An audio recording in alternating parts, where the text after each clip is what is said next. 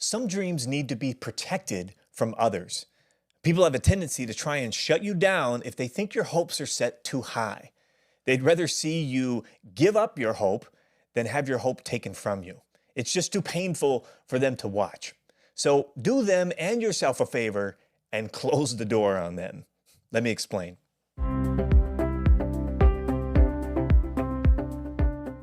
My wife Eileen and I were married for a few years when we decided it was time to get serious about having some cute little babies.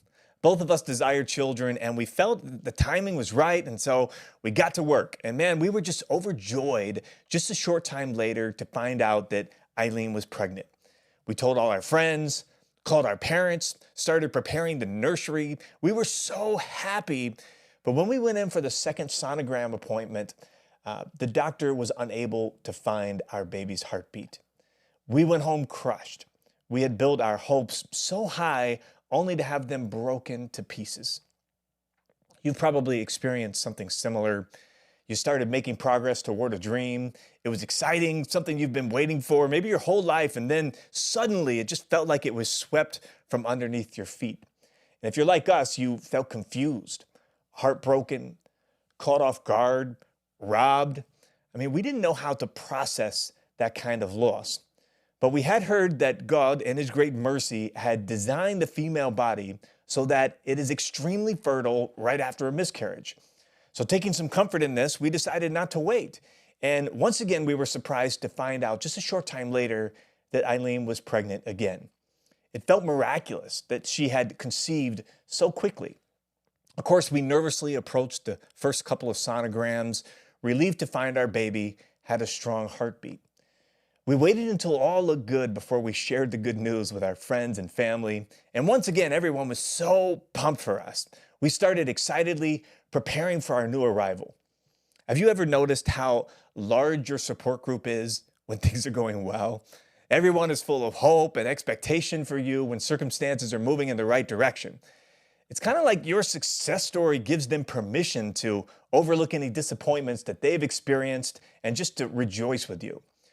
But when your story takes a turn for the worst, it looks like those disappointments come right back up and stare them in the face, and they can't find any reason why they or you or anyone should have any hope at all.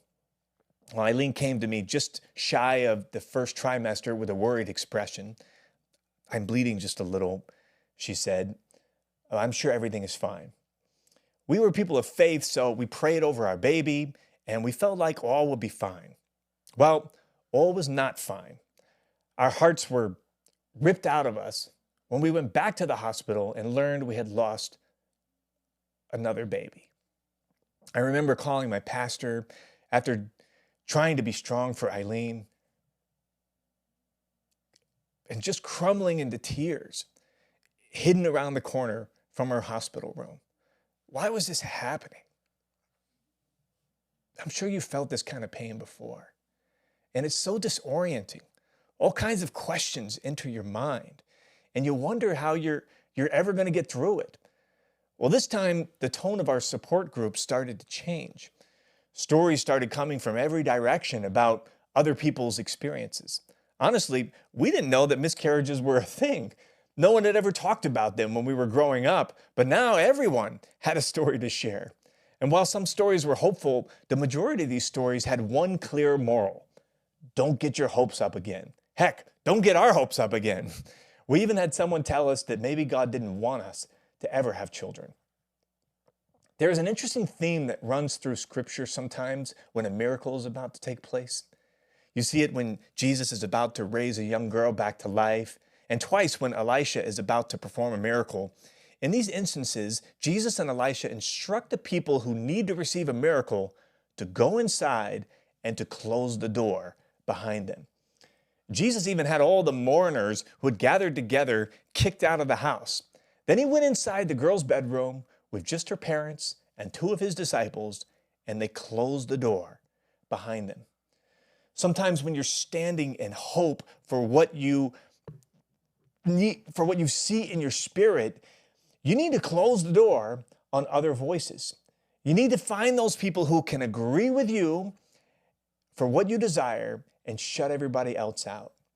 I'm not saying that other people are evil or ill-intentioned or even wrong. They're reporting the situation as they see it, but some dreams in your heart need to be protected. And people have a tendency to try and shut you down if they think you're headed toward more heartbreak. They'd rather see you give up hope than have your hopes dashed over and over again. It's too painful for them to watch. So do them and yourself a favor and close the door. Another strong biblical principle is that there is power in agreement. When Eileen and I came home from the hospital after the second miscarriage, we had a choice to make. Were we going to keep setting ourselves up for potential disappointment?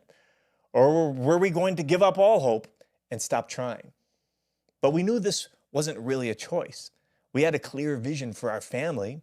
We were supposed to have children, yet other people had their experiences, but our story was playing out in our own imaginations. We saw a different story, one with cute little babies. I think back on Eileen's resolve during this time. Whatever emotions I experienced, she experienced 10 times over. She had been pregnant for most of the last 6 months. All the fatigue, all the morning sickness, with nothing to show for it. But she often stole away into her office with her Bible and her imagination.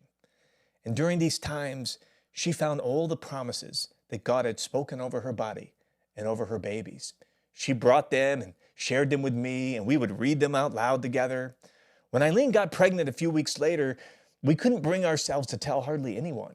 We didn't know if our little community could handle it, but there were one or two who seemed ready to believe with us.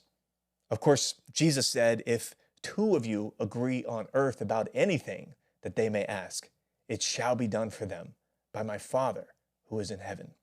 Where 2 or 3 have gathered together in my name, I am there in their midst. It's interesting that Jesus didn't say that the power was in hundreds of people coming together, or even a dozen people. Sometimes you can't find but 1 or 2 people who will get their hopes up with you. So we brought them in and we closed the door behind us. They were there when we heard about a specialist who could help us. They were there for the first sonogram, the second sonogram. They were there agreeing with the declarations we were making when it got scary. When we passed into the second trimester, they were there encouraging Eileen as she was injected with medicine every single day. And they were there when a miracle happened and our baby girl was born, perfect and healthy. Sometimes you have to kick out all the well-intentioned mourners who are crying over dreams that aren't yet dead. Bring in the believers with you. Close the door.